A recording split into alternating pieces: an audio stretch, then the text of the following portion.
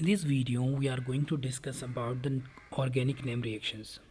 जितने भी name reactions आपके लिए इम्पॉर्टेंट है for the examination of NEET, also from the board examination and also from the IIT JEE Main, ठीक उन सारी रिएक्शंस के बारे में हम यहाँ पर डिस्कस अभी करने वाले हैं। बस तुमको याद क्या रखना है कि इन रिएक्शंस के अंदर हम जो भी चीज़ें डिस्कस करेंगे और इसके एग्जाम्पल सॉल्व करेंगे उसको ऐसे समझ के चलना है कि ये आपकी अंडरस्टैंडिंग को बिल्ड करने के लिए है, ठीक।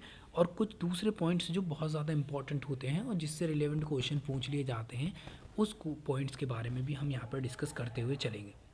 तो this video is going to be one of the highest rating और बहुत अच्छी वीडियो होने वाली है। तो आपके लिए जो सबसे ज़्यादा इंपॉर्टेंट है वो ये कि पेन और पेपर लेकर बैठें, जिससे आपको जो चीज़ भी यहाँ पर समझ में आती जाए उसको नोट डाउन करते जाए, जो आपको लगे कि आपको फ्यूचर में इसके रिवीजन की ज़रूरत पड़ने वाली है। Let's begin. When we talk about the Finkelstein reaction, जब तुम चैप्टर में पहुंचते हो, जिस चैप्टर को बोलते हो तुम halo alkane and hello arene, तो सबसे पहले आपके पास जो नेम रिएक्शंस आती हैं, यानी कि आप लुकास पढ़ेंगे उसके बाद जैसे ही आप नेक्स्ट पॉइंट पर पहुंचेंगे तो नेम रिएक्शंस के अंदर आपको ये दो रिएक्शंस मिलेंगी। एक तो मिलेगी आपको फिन-क्लिस्टन और दूसरी मिलेगी स्वार्ट्स रिएक्शन। नॉर्मली इन दोनों रिएक्शंस को जब हम डिस्कस करते हैं तो यहाँ पर नॉर्मली बोला जाता है कि these reaction comes under the category, जिस कैटेगरी को बोलते हैं हम हेलोजन एक्सचेंज रिएक्शंस, यानी कि नॉर्मली इस रिएक्शंस के अंदर हम हेलोजन को एक्सचेंज करने के लिए रिएक्शन कराते हैं। अब सम टाइम होता क्या है, उसी हम पॉइंट को यहाँ पर थोड़ा डिटेल में डिस्कस कर लेते हैं, ठीक। तो लेट्स से मैं अगर यहाँ पर बात करूँ आपके फिन-क्लिस्टन के केस में, ये हमारी फिन-क्लिस्टन रिएक्शन है और हम नॉर्मली इन रिएक्शंस को पढ़ते हैं, जिसको हम बोलते हैं, जब भी हम इसके बारे में बात करेंगे तो हम बोलेंगे कि भाई देखो वो रिएक्शंस जिसके अंदर सिर्फ और सिर्फ हमको एक काम करना है कि इस रिएक्शंस के अंदर एक्सचेंज करना है हेलोजन को, ठीक। तो हेलोजन को एक्सचेंज कैसे करेंगे, जैसे एक्सचेंज हेलोजन रिएक्शन। अब बच्चे इसमें कंफ्यूज होते हैं सबसे ज़्यादा कि भाई ये हेलोजन एक्सचेंज रिएक्शंस के अंदर कब हम यूज़ करेंगे कि हम हैवियर हेलोजन को ऐड कर दें और वीकर को उस जगह से निकाल दें, और कहाँ पर क्या होगा कि हम लाइटर हेलोजन्स को लगा दें और उसकी जगह पर हैवियर वाले को रिप्लेस कर दें। तो जब हम फिन-क्लिस्टन की बात करते हैं, जो आपका पहला पॉइंट है, इसके अंदर क्या किया जाता है कि जो आपका हेलो एल्केन होता है इसकी रिएक्शन करवाते हैं हम सोडियम आयोडाइड से, और सबसे इम्पॉर्टेंट जो चीज़ आती है वो आती है ड्राई एसीटोन, ठीक है। तो ड्राई एसीटोन यहाँ पर हम यूज़ कर रहे हैं। तो जब भी हम इसकी रिएक्शन करवाएंगे हेलो एल्केन्स की सोडियम आयोडाइड से, तो यहाँ पर क्या होगा, एक एक्सचेंज रिएक्शन होगी और हमारा जो प्रोडक्ट बन के आने वाला है वो बन के आएगा हमारा यहाँ पर, लेट्स से ये हेलो था, हेलो की जगह पर हमारे पास जो जो तो चीज़ें हो सकती हैं, या तो हो सकता है क्लोरो और या हो सकता है ब्रोमो। आपको याद रखना है कि ये हेलो मतलब एक्स से रिप्रेजेंट करते हैं हेलो को, यहाँ क्लोरो और ब्रोमो ही होगा। कभी भी आप ये ना मान के चलें कि यहाँ पर फ्लोरो हो सकता है, तो यहाँ पर फ्लोरो के एक्सचेंज रिएक्शन नहीं हो पाती है, बिकॉज जो फ्लोरो होता है ये बहुत ज़्यादा इलेक्ट्रोनिगेटिव होने की वजह से बहुत स्ट्रॉन्ग बॉन्ड का फॉर्मेशन करता है, जिसको डिस्प्लेस करना इतना आसान नहीं होता नॉर्मल रिएक्शंस में। तो ये रिएक्शन आपको यहाँ पर इस जगह पर याद रखनी है। अब होगा क्या, लेट्स से मैं आपको एक कंपाउंड देता हूँ कि आपके पास ये कोई कंपाउंड है और यहाँ पर लेट्स से आपने ब्रोमीन लगा रखा है। जब आप रिएक्शन करवाएंगे तो यहाँ पर बन के आएगा Na, दोनों के बीच में रिएक्शन होगी, हमने यहाँ पे ले रखा है ड्राई एसीटोन। जब आप ड्राई एसीटोन लेंगे तो यहाँ पर क्या होता है कि आपका ये सोडियम रिएक्ट करता है ब्रोमीन के साथ और फॉर्मेशन कर लेता है NaBr का, ठीक। और यहाँ पे फॉर्मेशन होता है CH3CH2I का, और ये आपकी आयोडो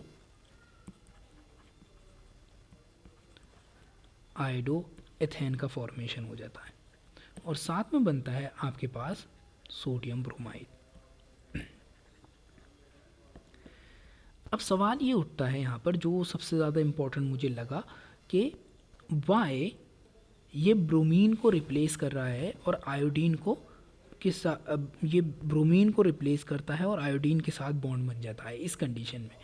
तो इसके लिए समझना ये ज़रूरी है कि जब भी आप सोडियम को कांस्टेंट मानें और इसके साथ यहाँ पर Cl लगाएं, फिर यहाँ पर Br लगा दें और फिर यहाँ पर आयोडीन लगा दें, तो when you go down in the series what you notice कि यहाँ पर कोवलेंट करेक्टर तो बढ़ रहा है, करेक्टर इंक्रीज कर रहा है, एंड आयोनिक करेक्टर जो है वो डिक्रीज कर रहा है।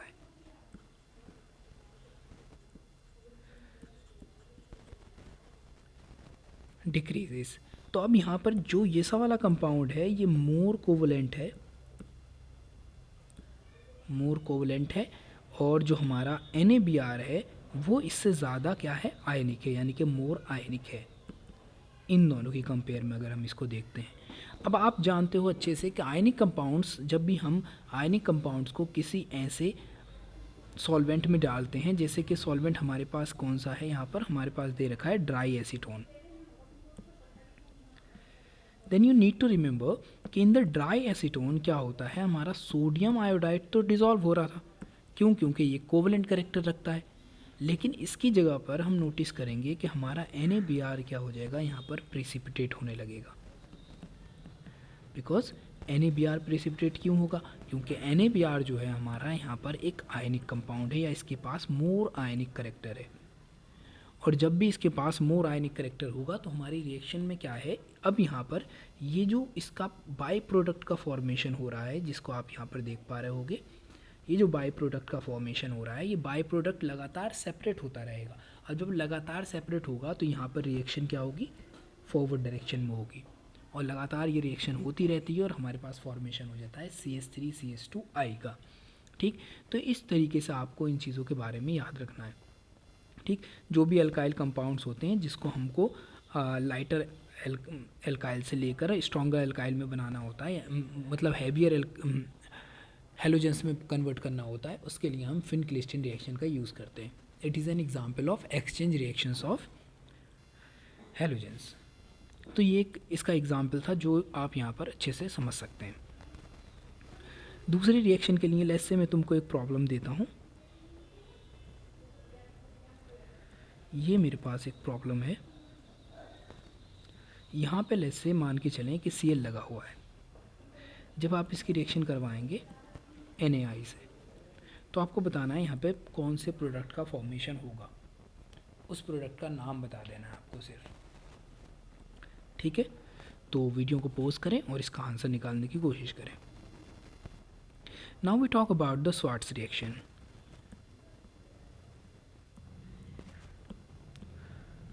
स्वार्ट्स रिएक्शन में क्या किया जाता है कि इसके अंदर होता है exchange of heavier halogen by lighter से मेरा मतलब है सिंपली फ्लोरीन। ठीक, तो जो भी हैवियर हेलोजन होगा उसको हम क्या करना है, सिर्फ और सिर्फ हमें फ्लोरीन से डिस्प्लेस करना है। अब इस कंडीशन में आप क्या मान के चलेंगे कि आपको फ्लोरीन जो आप यूज़ कर रहे हैं यहाँ पर, वो फ्लोरीन होनी चाहिए, जिस भी रिएजेंट की फॉर्म में यूज़ करेंगे वो हैवियर मेटल के साथ हो, हैवियर मेटल के साथ होना चाहिए। जैसे या तो AgF लिखा हुआ आ सकता है, या फिर Hg2F2 आ सकता है, या फिर COF2 आ सकता है, या फिर SbF3 आ सकता है। तो ये चार रिएजेंट जो आपके NCERT में भी दे रखें, इनकी प्रेजेंस में ये रिएक्शन होती है। नॉर्मली क्या रखना है, यहाँ पर भी जो आपका X होगा वो या तो क्लोराइड हो सकता है और या फिर ब्रोमाइड हो सकता है, तो ये आपको यहाँ पर मान के चलना है।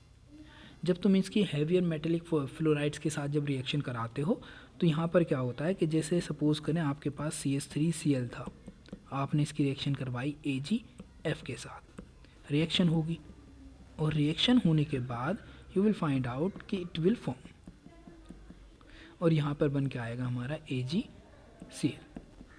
हम जानते हैं AgCl हमेशा प्रेसिपिटेट होता है, तो इस रिएक्शन के अंदर एक वाइट कलर का प्रेसिपिटेशन बनता रहता है जो सेटल डाउन होता जाता है हर बार की तरह। तो you need to understand that and how this thing really works, उसके अकॉर्डिंग तुम इसको समझ सकते हो। नॉर्मली ये दी जाती है reactions through the alkyl fluorides के बनाने के लिए नॉर्मली हम एल्काइल्स का यूज़ करते हैं। ठीक, तो मैं यहाँ पर एक रिएक्शन लिख रहा हूँ, आपको बस उसका आंसर फाइंड आउट करना है। ठीक है, आपको सिर्फ मेन प्रोडक्ट लिख देना है, उसके बाद जो रिएक्टेंट बन के आएगा उसे लिखने की कोई ज़रूरत नहीं। थोड़ा बैलेंस कर लेना इसको, and that would be the reaction. इसका प्रोडक्ट जो भी हो उसको आप मेंशन करेंगे। Now let's talk about the next reaction, that is Sandmeyer reaction. Actually Sandmeyer reactions क्या है, it is very very important reaction, और नॉर्मली इससे सबसे ज़्यादा क्वेश्चन पूछे जाते हैं। जब भी आप सिंथेसिस ऑफ हेलो एरीन्स की बात करोगे तो इसी रिएक्शन का नॉर्मली यूज़ किया जाएगा। अमीन्स के अंदर जब तुम जाते हो तो वहाँ पे आप डाइजोनियम सॉल्ट के अंदर टॉपिक पढ़ते हो, पूरा डाइजोनियम सॉल्ट करके टॉपिक है, और वहाँ पे लगभग डाइजोनियम सॉल्ट से कम 10 से 20 रिएक्शंस दे रखी हैं, अराउंड 15 रिएक्शंस हैं। ठीक, उन 15 रिएक्शंस के अंदर हमेशा दिखाया गया है कि आप किस किस तरीके से कौन कौन से प्रोडक्ट बना सकते हो। तो diazonium is a very important and very vast topic. अगर आप इसको डिटेल में स्टडी करोगे तो it will help you a lot, because मैं अपने एक्सपीरियंस से बता रहा हूँ कि मैंने अभी तक जो भी नीट का एग्ज़ाम देखा है और जो भी जेई का एडवांस और मेन दोनों देखें, उसमें एटलीस्ट कहीं ना कहीं ये डाइजोनियम से क्वेश्चन आता ही आता है। It is the compulsory things जो टीचर के जो भी एग्ज़ामिनर हैं उसकी आंखों से कभी बच नहीं पाता। तो इट इज़ रियली इम्पॉर्टेंट। तो अगर तुम इस पर फोकस करते हो तो that will make you really good. तो अभी हम बात करने वाले हैं सैंडमेयर रिएक्शंस की। सैंडमेयर रिएक्शंस के अंदर हम नॉर्मली यहाँ पर 3 रिएक्शंस की बात करेंगे, जिसके अंदर हम बात करेंगे कि भाई किस तरीके से हम नाइट्राइल क्लोराइड बना सकते हैं, ब्रोमाइड बना सकते हैं और नाइट्राइल बना सकते हैं।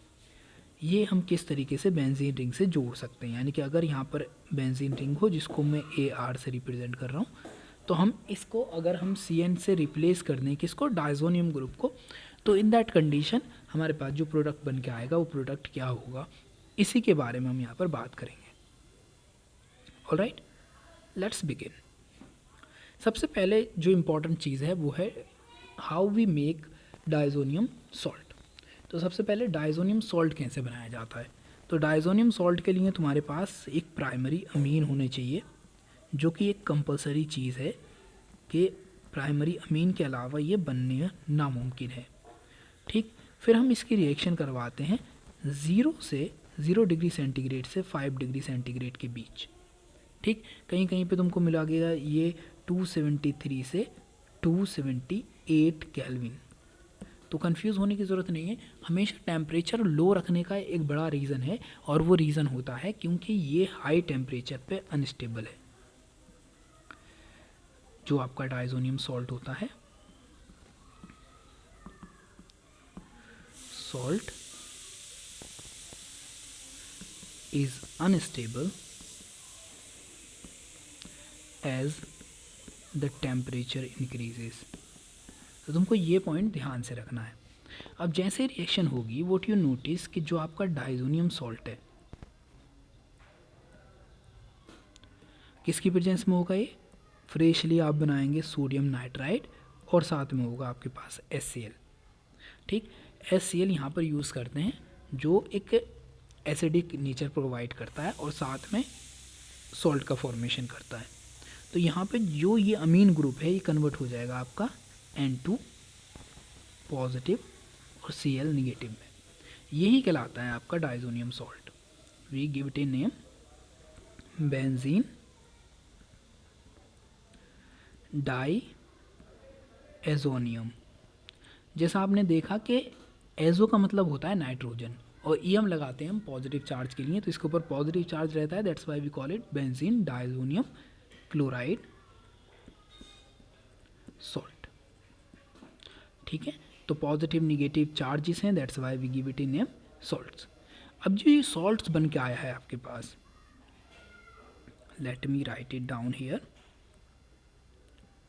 ये जो बन के आया आपके पास, इसके ऊपर यहाँ पे लगा है हमारा N2Cl, positively charge negatively charge, और यहाँ पर आ गए हमारे बॉन्ड। ठीक है, अब जब हम इसकी रिएक्शन करवाएंगे, लेट्स से मैं रिएक्शन करवाता हूँ डिफरेंट रिएजेंट के साथ। तो पहली रिएक्शन हम करवा देते हैं इसकी HCl के साथ in the presence of Cu2Cl2. What you notice, the product that is formed in this reaction, that would be this one. The chlorine will displace this group, whole group, और यहाँ पे Cl लग जाएगा। साथ में product जो बन के आता है बाय प्रोडक्ट वो होता है N2 और HCl। तो यहाँ पे एक क्वेश्चन आ चुका है पिछली बार ही कि भैया देखो इस रिएक्शन के अंदर जो एंड प्रोडक्ट बनता है वो क्या होता है। तो इसमें जो एंड प्रोडक्ट बन के आ रहा है उसका तुम्हें याद रखना है, यानी कि जो इसका बाय प्रोडक्ट होगा। यहाँ से क्वेश्चन पूछा जा चुका है। तो you really need to remember कि यहाँ पर नाइट्रोजन गैस निकलती है जो कि इस रिएक्शन के अंदर मेन चीज़ है, जो कि कहलाता है इसका बाय प्रोडक्ट। तो स्पेशली तुमको इसको बाय प्रोडक्ट मानना है। बाकी मीडियम में HCl तो ऑलरेडी था, दैट्स वाई तुम इसको कंसिडर करो या मत करो, लेकिन इसको बाय प्रोडक्ट आप मान के ही चलोगे। तो आपके पास बाय प्रोडक्ट आपके पास हो गया नाइट्रोजन। जो प्रोडक्ट बन के आया है इसका नाम है क्लोरोबेंजीन। डन। अब क्या करते हैं, अगर हम थोड़ी सी कंडीशन और चेंज कर दें, लेट्स से मैं यहाँ पे क्या करता हूँ, मैं ले लेता हूँ HBr और साथ में ले लेता हूँ Cu2 और Br2। Then what will happen कि इस बार जो मेरे पास प्रोडक्ट बन के आ रहा है वो बन के आएगा ये।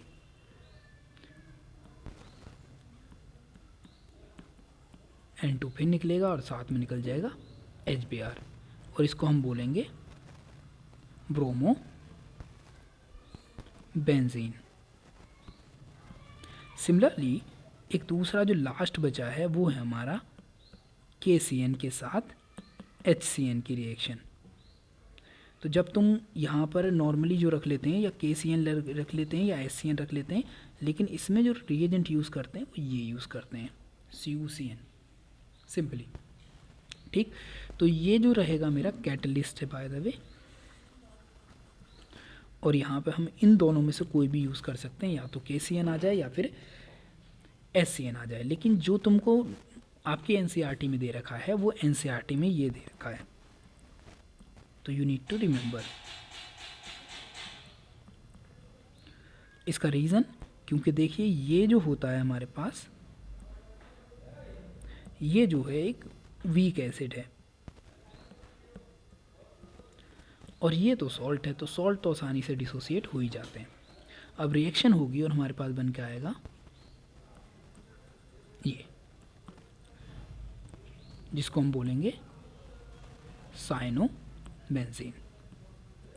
बाय प्रोडक्ट हमेशा की तरह हमारे पास वही निकल के आने वाले हैं, प्लस N2 और यहाँ पर आएगा KCl। तो that is the main reaction that when you go through these you will find out a lot of options in this reaction। और NCERT के अंदर एक पूरा टॉपिक दिया है। जब अमीन वाला चैप्टर जाएंगे तो सबसे एंड में जो प्रोडक्ट दे रखा है या सबसे एंड में जो रिएक्शन दे रखी है वो इसी की दे रखी है। तो हमारे पास 3 रिएक्शंस हो गई। एक बार तो हमारे पास क्लोरोबेंजीन बनाने के लिए, फिर ब्रोमोबेंजीन बनाने के लिए, फिर साइनोबेंजीन बनाने के लिए, जो सैंड मेयर के अंदर हम स्टडी करते हैं। बाकी डायज़ोनियम सॉल्ट से बहुत सारे प्रोडक्ट फॉर्म किए जाते हैं, जो हम फर्दर जब एक पूरी कंप्लीट वीडियो बनाएंगे तो वहाँ पर हम डिटेल में इस चीज़ को डिस्कस करेंगे। Alright, now there is one thing that I want to ask. Let's से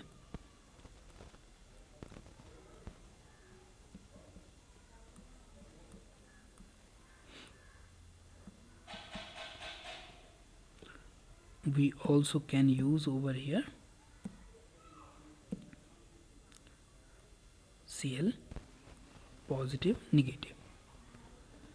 now you need to find out कि कौन कौन से प्रोडक्ट इसमें फॉर्म होने वाले हैं।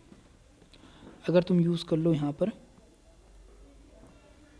HBr with Cu2Br2, अगर तुम यूज़ कर लो KCN with CuCN, अगर तुम यूज़ कर लो यहाँ पर HCl with Cu2Cl2। Now write down the product.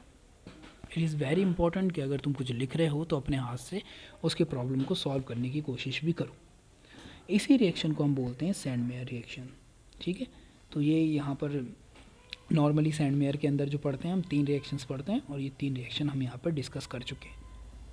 ठीक है, बाकी जो भी रिएक्शन होंगी वो फर्दर हम डिस्कस करेंगे, लेकिन those will apart from this. Okay, now we are going to talk about it from the same chapter. अभी हम बात करने वाले हैं Grignard reagent formation. Grignard reagent formation. साथ में हम यहाँ पे ऑल्सो बोल सकते हैं कि रिएक्शन ऑफ हेलो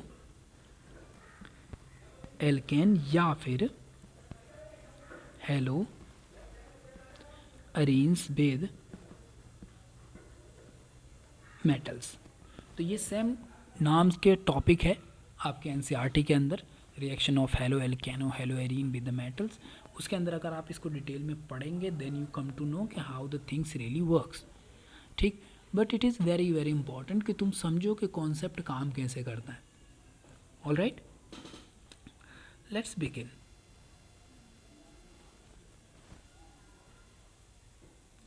जब हम इसकी बात करते हैं कि लेट्स से मेरे पास कोई हेलो एल्केन है, ठीक है, और मैं इसकी रिएक्शन करवाता हूँ मैग्नीशियम से, वो भी किसकी प्रेजेंस में, ड्राई ईथर की।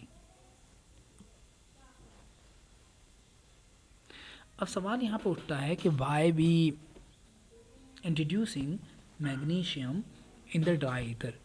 क्योंकि ये समझना पड़ेगा आपको कि आपका जो ड्राई ईथर है ये यहाँ पर जो ड्राई ईथर रहेगा वो मेटल से रिएक्ट नहीं करता। बाकी कॉन्सेप्ट कुछ अलग है लेकिन बाद में बात करूँगा। अगर हम इसी मेटल की बात करें तो ये एक रिएक्टिव मेटल है, और अगर हम यहाँ पर इसके अंदर वाटर को मिक्स कर देते हैं तो वाटर को मिक्स करने पर हम जानते हैं यहाँ पर फॉर्मेशन कर लेगा ये किसका, हाइड्रोक्साइड का, जो कि एक बेस है, और हमारे पास प्रोडक्ट बन जाएगा alcohol. All right, now we need to understand how this reaction really works. तो जैसे रिएक्शन होगी यू विल फाइंड आउट कि ये इस ग्रुप के बीच में Mg आ जाएगा और इस सेट में आ जाएगा आपका हेलोजेंस। ठीक, और ये कैटेगरी कहलाती है ऑर्गेनोमेटेलिक कंपाउंड।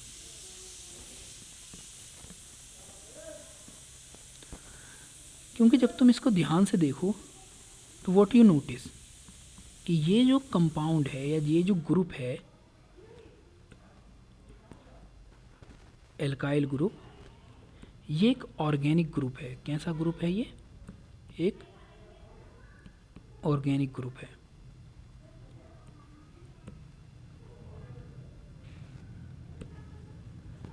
ऑर्गेनिक ग्रुप में मतलब क्या होता है कि जैसे सपोज करो ये it could be like CH3 भी हो सकता था ये, ठीक, C2H5 भी हो सकता था, और मे बी पॉसिबल ये कोई रिंग भी हो सकती थी जो जुड़ी होगी, और मे बी पॉसिबल कोई भी एल्काइल रिंग वगैरह से ये जुड़ा हो सकता था। ठीक है, तो it could be anything that is a carbon.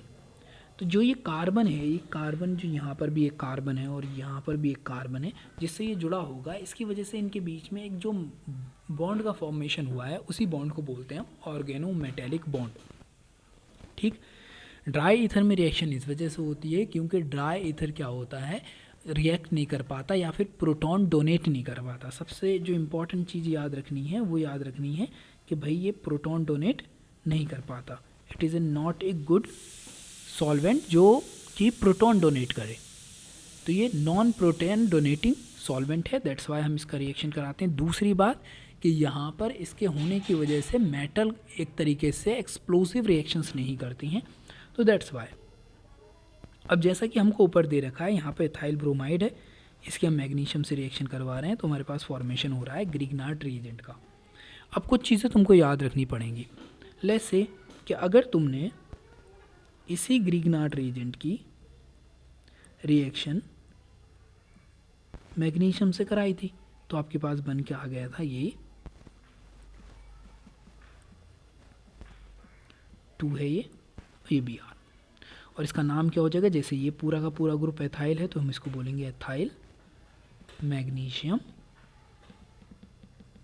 और लास्ट में जुड़ा है ब्रोमाइड।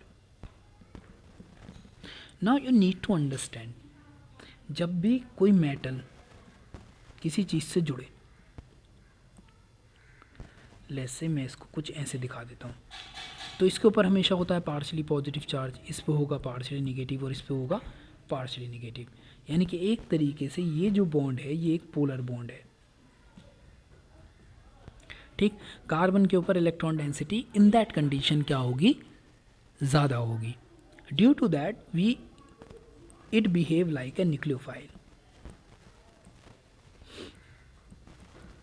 तो ये न्यूक्लियोफाइल की तरह बिहेव शो करेगा, यानी कि अपना बिहेवियर शो करेगा जैसे कि ये कोई न्यूक्लियोफाइल हो। अब जब ये न्यूक्लियोफाइल है तो इस कंडीशन में it can also abstract the hydrogen, it can also attack on any electrophilic centre, कि अगर कहीं पे कोई इलेक्ट्रोफिलिक सेंटर होगा तो it can go and attack there. That we will study when we were studying about the alcohol, और alcohol के अंदर हम बात करते हैं formation of alcohol from carbonyls. तो उस कंडीशन में हम वहाँ पर इस चीज़ के बारे में बात करते हैं डिटेल में। लेकिन यहाँ पर अगर हम बात करें तो यहाँ पर अगर आपने इसी ग्रिग्नार्ड रीजेंट के अंदर जो आपने ये फॉर्मेशन किया है, कोई भी प्रोटॉन डोनर चीज़ ऐड कर दो, प्रोटॉन डोनर यानी कि जो भी हाइड्रोजन दे पाए, दैट्स इट, जो भी हाइड्रोजन दे पाए अगर आप उसकी रिएक्शन करा दो। जैसे फॉर एग्जांपल अगर हम बात कर रहे हैं वाटर की, या फिर NH3 की, या फिर किसी भी अमीन की, अंडरस्टैंड, या फिर लेट्स से फिनॉल की, और कोई भी, यानी कि अगर कोई हल्का सा एसिड हो तब एसिटिक एसिड, जब भी आप रिएक्शन करवाएंगे तो ये सब के सब क्या हैं यहाँ पर, ये सब के सब डोनेट करते हैं या दे सकते हैं H पॉजिटिव। और जब भी ये H पॉजिटिव देंगे तो आपका जो एल्काइल ग्रुप है यानी कि जो C2H5 था वो एक हाइड्रोजन और ले लेगा ये, और जो Mg है जो भी इससे निगेटिव एनायन बनेगा, एक तो Br ऑलरेडी लगा हुआ है, और जो भी निगेटिव एनायन बनेगा उसके साथ क्या करेगा, बॉन्ड बना लेगा, यानी कि जो भी न्यूक्लियोफाइल बचा उसके साथ बॉन्ड बना लेगा, और यहाँ पर हमारे पास बन के आएगा hydrocarbon. That's why this reaction is really important, ठीक है। तो इस रिएक्शन में नॉर्मली जो क्वेश्चंस बनते हैं उन क्वेश्चंस का मेन जो पॉइंट ऑफ व्यू होता है वो होता है टू फाइंड आउट कि how to synthesise alcohols, how to synthesise hydrocarbons, how to synthesise like many compound can be synthesise through the organometallic compound, और ये बहुत ज़्यादा इंपॉर्टेंट है, ठीक। जब आप इसको और डिटेल में स्टडी करोगे तो आप इसके बारे में जानोगे। तो it is very important by the point of view of examination. तो बोर्ड के एग्जामिनेशन में तो ये बहुत ज़्यादा पूछा जाता है, तो अगर आप बोर्ड के लिए पढ़ रहे हैं, बोर्ड एग्जामिनेशन के लिए, that will be the important topic, ठीक। इसके बाद अगर हम बात करें इससे आगे के क्वेश्चंस में, तो नॉर्मली आप कार्बोनिल का अगर कहीं पर कोई भी क्वेश्चन आया है तो वहाँ पर ग्रिग्नार्ड इट इज़ द सबसे ज़्यादा इंपॉर्टेंट, अगर कोई टॉपिक वहाँ पर ऐड किया जा सकता है तो दैट इज़ ए ग्रिग्नार्ड। तो जब भी कोई प्रोटिक सॉल्वेंट या प्रोटिक चीज़ को आप ऐड करेंगे ग्रिग्नार्ड रिएजेंट के अंदर तो वहाँ पर फॉर्मेशन होगा आपका हमेशा ही hydrocarbon, and that is really important, ठीक। तो यहाँ से आप इस पॉइंट को दिमाग में चिपका सकते हैं एक तरीके से, क्योंकि this is going to be really important topic. अब कुछ क्वेश्चंस हैं जो मैं आपको दे रहा हूँ, बस आपको क्या करना है उनके आंसर लिख देने हैं। कि सपोज़ करो आपके पास ये होता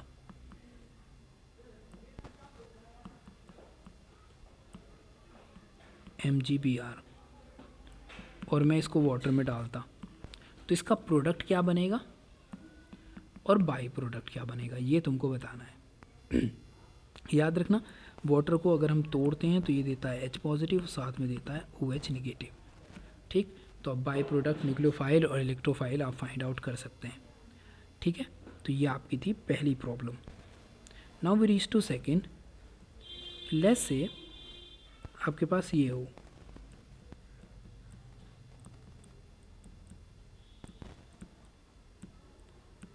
और आप रिएक्शन करा दें इसकी RNS2 से, तो आपका A और B दोनों क्या क्या बनेंगे ये बताने हैं आपको। बाय प्रोडक्ट से भी अब क्वेश्चन आने लगे हैं, तो you need to be really clear about it. ठीक, तो यहाँ पर आपको इन रिएक्शंस को भी समझना ही पड़ेगा। तो इन दो क्वेश्चंस के आंसर आप लिखें, इसके बाद हम फर्दर आगे बात करेंगे।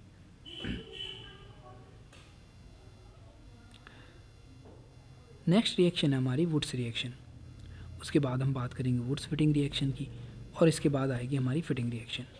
ठीक, और जैसे ही हम इसको क्रॉस करेंगे then we will complete the first chapter. और ये फर्स्ट चैप्टर की बहुत ज़्यादा इंपॉर्टेंट रिएक्शन है, क्योंकि इन रिएक्शन के बेसिस पर आप बहुत सारे क्वेश्चंस को सॉल्व कर सकते हैं।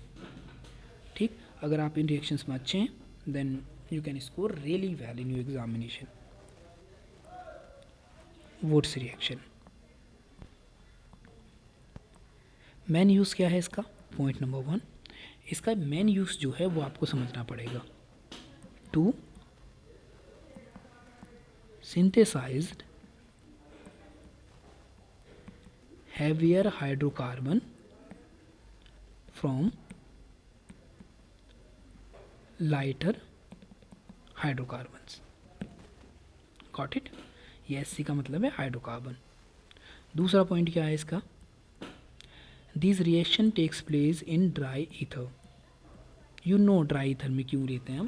क्योंकि सोडियम एक रिएक्टिव मेटल है, और रिएक्टिव मेटल जब भी किसी भी प्रोटॉन डोनर के साथ या एक तरीके से वाटर के साथ अगर हम रिएक्शन करा देते तो वो एक्सप्लोसिव हो जाती, दैट्स वाई। तो हम ड्राई ईथर के साथ रिएक्शन करवाएंगे। ऑल्सो कि इसमें जो प्रोडक्ट बनेगा ये प्रेसिपिटेट हो जाएगा खुद ब खुद, क्योंकि जो भी क्लोराइड ब्रोमाइड बनते हैं वो क्या होते हैं, हमेशा प्रेसिपिटेट हो जाते हैं। दैट्स वाई वो ईथर के अंदर पॉसिबल है, जिससे रिएक्शन क्या हो जाएगी, वन डायमेंशनल हो जाएगी। तीसरी चीज़ जो यहाँ पे आप समझ सकते हैं, इसमें सिर्फ और सिर्फ सिमेट्रिकल प्रोडक्ट का फॉर्मेशन बहुत अच्छे से हो सकता है। सिमेट्रिकल प्रोडक्ट यानी कि जो भी रिएक्टेंट लेंगे वो हमेशा सिमिलर होने चाहिए, तभी आपको जो प्रोडक्ट मिलेगा सेम मिलेगा। अदरवाइज़ अगर आपने थोड़ा सा डिफरेंट कर दिया तो आपकी प्रोबेबिलिटी बढ़ जाएगी, और प्रोबेबिलिटी बढ़ेगी तो उसमें डिफरेंट प्रोडक्ट का फॉर्मेशन के चांसेस भी बढ़ जाते हैं। इससे क्वेश्चन बनते रहते हैं, और हमेशा एक अच्छा ही क्वेश्चन इससे आता है, क्योंकि काफ़ी लेंथी लैंग्वेज वाले क्वेश्चन इससे बनाए जाते हैं। लेट्स से जैसे इन्होंने यहाँ पे दिखा रखा है कि एक है आपके पास RX, आपने सोडियम मेटल ली है, दूसरा आपने यूँ लिख दिया, यानी कि सेम चीज़ थी, इसको सिर्फ रिवर्स करके लिखा। ड्राई ईथर की प्रेजेंस में फॉर्मेशन क्या होगा, RR plus 2 time NaX,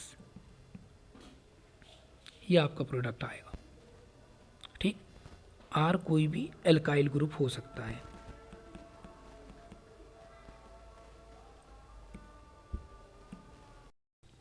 then what happen in Wurtz reaction, what you see कि लेट्स से तुम्हारे पास एक मॉलिक्यूल है कुछ ये,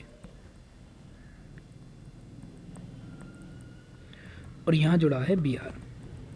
रिएक्शन करवा रहे हैं हम सोडियम से, फिर यहाँ पे हमारे पास Br होगा, और यहाँ पे जोड़ देते हैं हम CH, CH3 और CH3।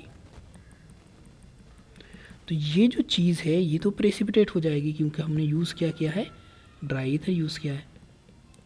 और हमारे पास जो प्रोडक्ट बन के आएगा वो बन के आएगा कुछ ऐसा।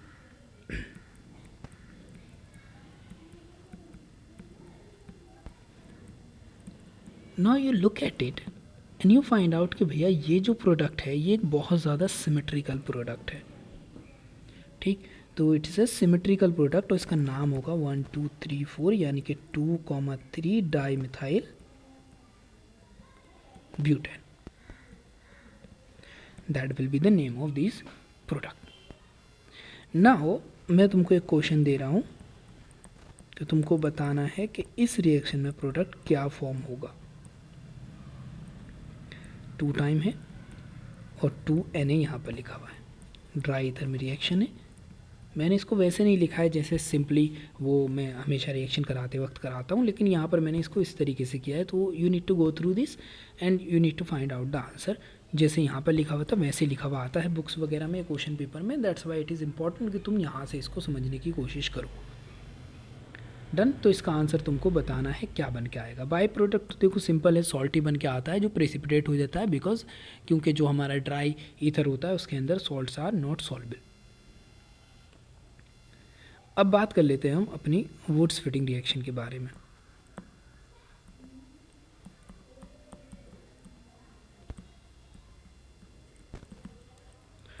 जब भी हम बात करते हैं वुड्स फिटिंग रिएक्शन के बारे में, तो वुड फिटिंग्स रिएक्शन से पहले आई थिंक तुमको ज़रूरत है कि तुम ये समझो फिटिंग रिएक्शन क्या है। जब भी फिटिंग रिएक्शन की बात होगी तो यहाँ पर जो प्रोडक्ट बन के आएगा हमेशा वो डाइफिनाइल होगा। इसको डाइफिनाइल भी बोलते हैं और इसको बोलते हैं बाइफिनाइल भी। यानी कि जो भी तुमने यहाँ पर यूज़ किया है वो, जैसे पहले ये यूज़ करते थे आप एल्काइल ग्रुप, अब यहाँ पर क्या होगा, एरोमेटिक रिंग होगी जिससे X जुड़ा होगा। रिएक्शन करवाएंगे आप सोडियम के साथ, ठीक, फिर ये X आ जाएगा और यहाँ पे AR आ जाएगा। रिएक्शन होगी तो ये चीज़ तो हमारी साथ में जा रही है, बाकी AR आपस में जुड़ जाएंगे और बन के आएगा हमारा कुछ ये जो बन के आया है यही हमारा बाइफिनाइल है। कैसे, लेट्स से कि ये मेरे पास बेंजीन रिंग थी जिससे यहाँ पे Br जुड़ा था, यहाँ पे मैंने सोडियम ले लिया और यहाँ पे मैंने Br और फिर से बेंजीन रिंग को इससे अटैच कर दिया। ड्राई ईथर मीडियम हमेशा लेना पड़ेगा।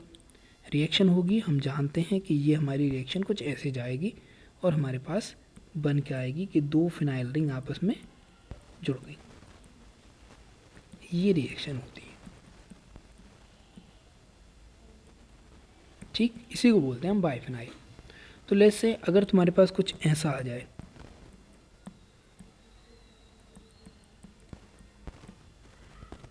To time plus 2Na, and now the question is arise कि भाई इसका ड्राई ईथर के अंदर प्रोडक्ट क्या होगा,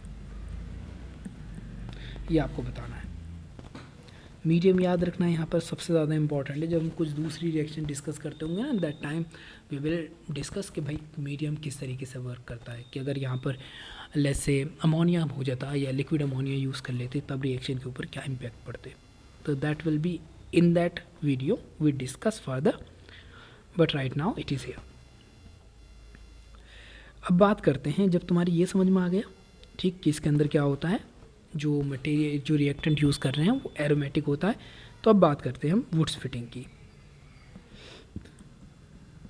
वुड्स फिटिंग के अंदर क्या होता है कि यहाँ पर तुम एक जगह तो लोगे एरोमेटिक और दूसरी तरफ लोगे तुम एलिफेटिक।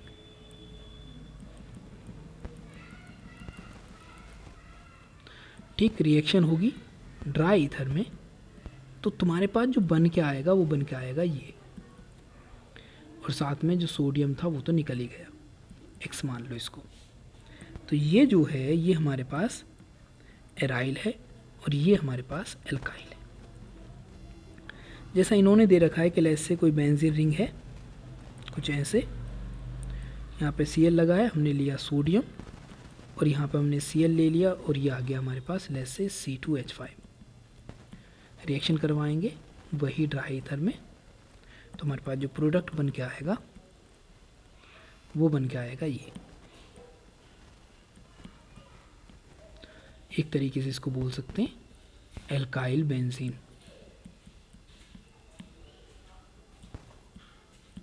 या फिर एल्काइल की जगह लिख सकते हो तुम एथाइल बेंजीन। साथ में बन के आएगा 2 टाइम NaCl, तो that will be your product. ठीक है, अब जैसे इसमें कैसे रिएक्शन करवा सकते हैं, तो आपके पास ये है बेंजीन, ये है Cl, ठीक, 2 टाइम Na ले लो और यहाँ पे बना लो CH3 C, ये CH3 और एक CaCH3 है और यहाँ पे जुड़ा है Cl ड्राई ईथर में। Now find out the product, के प्रोडक्ट क्या होगा। तो इस कंडीशन के थ्रू तुम ऐसे कंपाउंड्स का फॉर्मेशन कर सकते हो जो कंपाउंड्स रियली इंपॉर्टेंट होते हैं, और उनके बारे में थोड़ी डिटेल स्टडी करोगे तो पूरे और भी पॉइंट क्लियर हो जाएंगे। बट देखिए, पहली चीज़ और दूसरी चीज़ और तीसरी चीज़ इन सब चीज़ों में जो सबसे ज़्यादा इम्पॉर्टेंट है वो है प्रैक्टिस। अगर आप कोई भी एग्ज़ाम देने की कोशिश कर रहे हो, जैसे चाहो तो तुम CBSE का बोर्ड एग्ज़ामिनेशन देने की सोच रहे हो,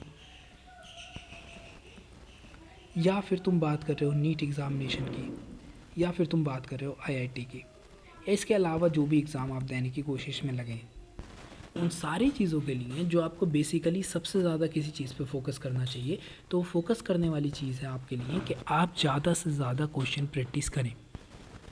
क्योंकि जब आपकी अंडरस्टैंडिंग सेट होगी तब आपका टारगेट सेट होगा, और जब आपका टारगेट सेट होगा तो आपको ऑप्शंस नज़र आएंगे कि विच ऑप्शन कुड बी और would be correct. You need to be really serious about it, क्योंकि एग्ज़ाम से ज़्यादा ज़रूरी होता है उसकी प्रिपरेशन। क्योंकि एग्ज़ाम जब आप देने जाओगे तो एग्ज़ाम आप तभी दोगे जब आप अच्छे तरीके से प्रिपेयर्ड होगे। If you are not good well prepared then the exam is going to be worse. तो चीज़ों को बिगाड़ने से ज़्यादा ज़रूरी है कि तुम अपने टाइम की वैल्यू समझो, how important, how precious this time is. अगर आप उस चीज़ को नहीं समझ पा रहे हो तो आप चीज़ों को लेट करते जाओगे, और एक दिन फिर आपको सोचना पड़ेगा कि काश मैं उस दिन समझ जाता, काश मैं उस दिन मेहनत कर लेता। That is really important. Now the last point that I want to tell you, इसकी जो नेक्स्ट चैप्टर है उसके ऊपर हम नेक्स्ट वीडियो बनाएंगे, and that video will be available very soon. God bless you. Have a nice day. Thank you very much.